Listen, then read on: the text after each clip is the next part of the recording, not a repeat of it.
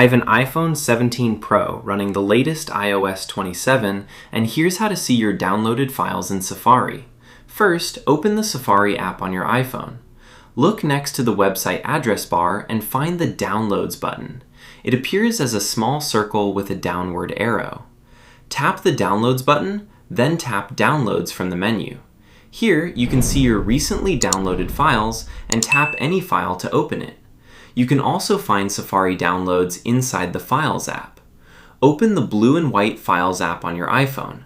Tap the Browse tab at the bottom.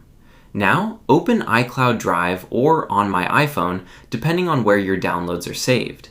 Then, tap the Downloads folder to see all downloaded files.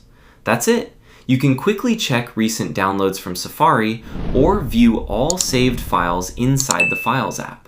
If you found this video helpful, please like it and subscribe for more iPhone tips and tutorials.